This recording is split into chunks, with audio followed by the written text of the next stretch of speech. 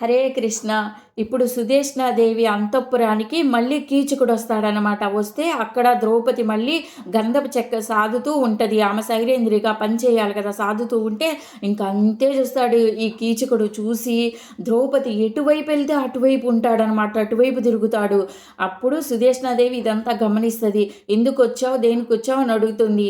అసలు మాట్లాడడు, ఆమె ద్రౌపది వైపే చూస్తాడు. ఇది మొత్తం గమనించి సుదేష్ణాదేవి ఈడి కంట్లో పడింది ఈ అమ్మాయి అని అనుకుంటుంది. వీడు నీచుడు కదా, ఇంకా మళ్ళీ పలకరిస్తుంది. పలకరిస్తే ఇంకా అర్థమైపోయిందన్న సంగతి కీచకుడికి కూడా అర్థమైపోయింది, సుదేష్ణాదేవికి అర్థమైపోయిందని.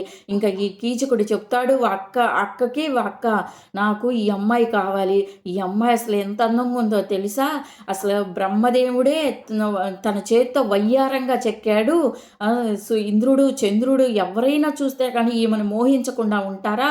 ఈ అమ్మాయి నాకు ఖచ్చితంగా కావాలి. ఈ అమ్మాయిని చూస్తే నాకు మాత్రం ఊపిరి ఆడట్లేదు, శ్వాస తీసుకోలేకపోతున్నాను, భోజనం చేయలేకపోతున్నానని వాడు ధర్మ విచక్షణ మొత్తం కోల్పోయి మొత్తం వాళ్ళ అక్కకి చెప్తాడనమాట. చెప్పంగానే అప్పుడు సుదేష్ణాదేవి అంటది, ఆమెకి ఆల్రెడీ పెళ్ళి అయిపోయింది, మెట్టెలు లేవా, మెల్లో తాళి కనిపించట్లేదా అని అంటే, అయినా పర్వాలేదు తన భర్త ఉన్నా కానీ చంపైనా సరే ఈ అమ్మాయిని అనుభవిస్తాను అని చెప్తాడు వాడు.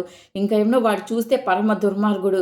ఇంకా సుదేష్ణాదేవి కూడా ఆమె స్వార్థం కోసం ఏం చేస్తుంది, వీడు నీచుడు, విరాటరాజుని చంపనైనా చంపుతాడు, నన్నైనా చంపుతాడు, వీడు అనుకున్నది చెయ్యకపోతే అని ఆమె ఏం చేస్తుంది, సరే ఇక్కడ నువ్వు చెప్పిన దానికి నేను ఒప్పుకుంటే నువ్వు ముందు ఇక్కడి నుంచి వెళ్ళని పంపించేస్తుంది.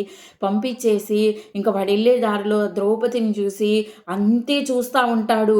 ఆమెకేమో చాలా భయంతో కాళ్ళు చేతులు వణికిపోయి చెమట్లు బట్టి తల దించేసుకుంటుంది వాడి వికారాన్ని చూడలేక. వాడేమనుకుంటాడు, సిగ్గుతో తల వంచుకుంది అనుకుంటాడు ఆ నీచుడు. ఇంకా అక్కడి నుంచి వెళ్ళిపోతాడు. ఇంకా ద్రౌపదిని లేదు తన అంతఃపురానికి పంపించడానికి సుదేష్ణాదేవి ఎంత చెత్తగా ఆలోచిస్తుందంటే, ద్రౌపదిని పిలిచి నాకు కీచకుడి అంతఃపురంలో మదిర ఉంది, ఆ మదిరను నాకు తీసుకురా, నువ్వు వెళ్ళి నాకు వేడి చేసింది అది తాగితే కానీ నాకు తగ్గిపోతుంది అని చెప్తుంది అనమాట.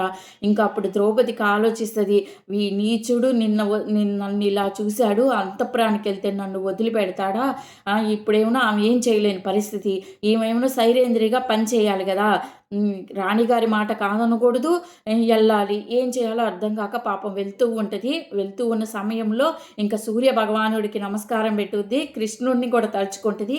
తలుచుకొని ఆడంతఃపురానికి వెళ్తుంది. అక్కడ ఏం జరుగుతుందో నెక్స్ట్ వీడియోలో చెప్తా. హరే కృష్ణ.